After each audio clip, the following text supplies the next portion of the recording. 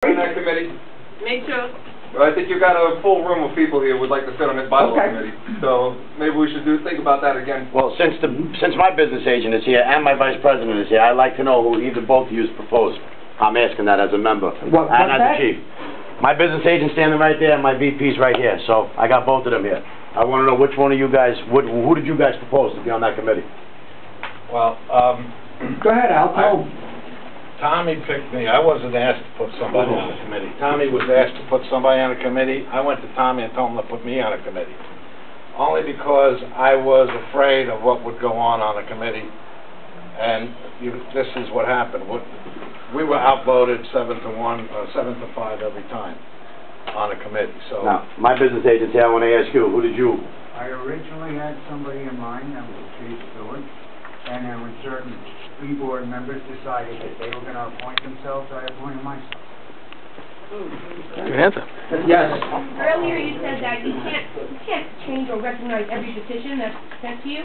How many petitions will it take before you listen to one from the members? I think we try very hard to listen. Like I said, part of your petition was that we do the AAA. We did do that. Okay? We've done a number of items. That doesn't mean we're going to do every single item. The last petition for 1,400 names stated we want to Well, listen, the fact is that we were elected by the entire local to run the local. It is our responsibility to make those decisions. And everything is subject to being When we overruled. get a petition, we look it over, we consider it, we discuss it, and whatever parts of that petition we can accommodate, we will. And everything is subject to being overruled by the membership. Yes, it is. Okay? You guys work for us. We don't work for you. Absolutely. So that's the reason why that petition went out. I understand that. And you choose not to listen to it. That's not true. Like I said, we did a number of the items that were on there. And then after that, we presented another petition. Yes. So the local... Right, hold on, let me just say, okay. So, in layman's terms, okay, I have nothing to do with any sides here or anything like that. Layman's terms, what you're stating is, if we don't approve, or if anyone here is against this block vote, basically you're telling us to vote no, because when you vote no, you're going to have to resend that out anyway. So if you keep resending that out each and every time, and the majority of the local vote no, eventually, you know, you on the board are going to have to pick up and understand that we want to do individual line items. I understand that. The only thing that I said... Let me finish, okay?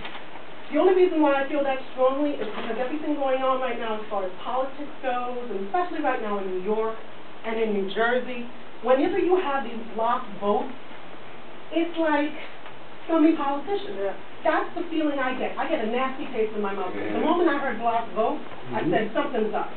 Somebody's pockets are going to get squeezed somewhere. It looks dirty. It doesn't look right. The majority of the local, of the 7,000 people that are in this local, want individual line items. I don't understand why that can't be done. Great.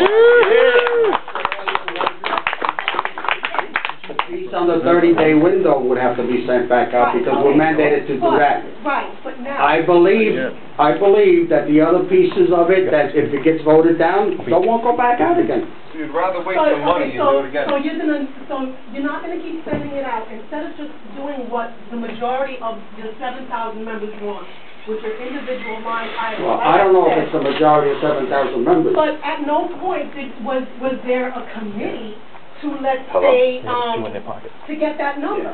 Why isn't there? Why don't you set something else for the members to ask if whether or not we want a block vote or whether or not we want line items?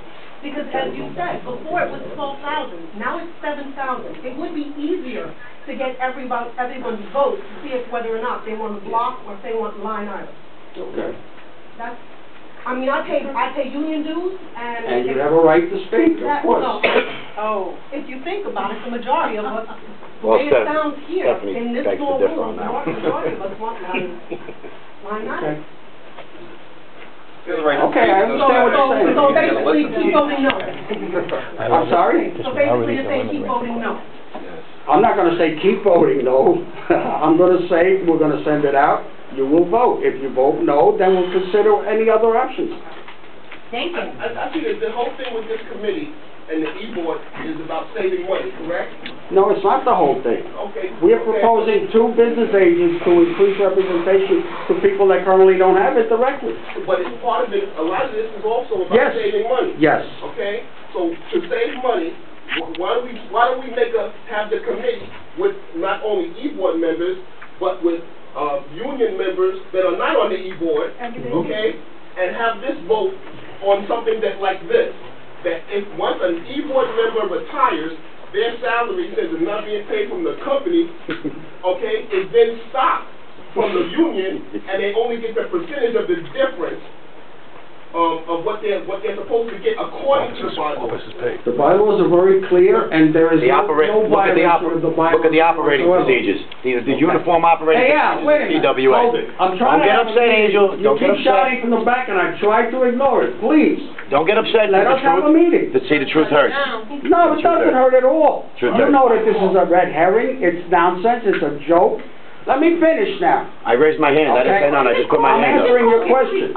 All right? We keep hearing about the company should be paying our executive board, not the local. You know what? That's illegal. The company cannot subsidize the local. The only 100%. time we're entitled to get lost time wages when you lose anybody time. Is when you lose when you time. actually meet with the company. 100%. Okay?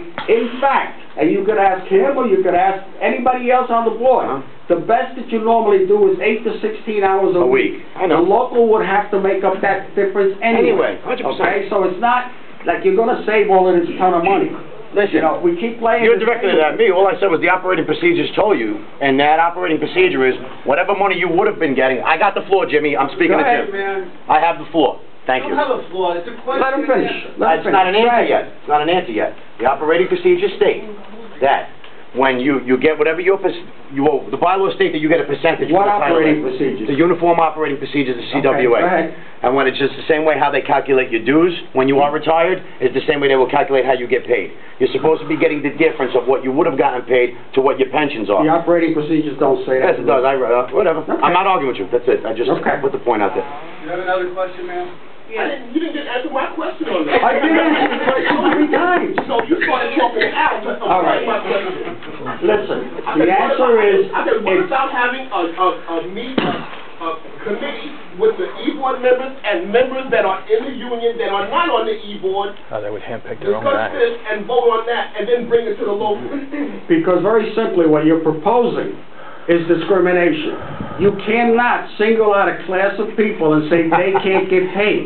Okay? The fact is, under the Constitution, we're guaranteed the same thing as anybody who's currently working for an employer. All right? You cannot single out one group. Let me ask you, going a step further, if a board member who works for the company calls an illegal job action and gets fired, are we saying we don't pay them because they're no longer working for an employer? That's insane. So I have answered you. Ron? I want to know. I was next. I'm sorry. I'm sorry. Go ahead. All right. You said that you talked to them, to certain people on a regular basis, okay? I was at the last meeting.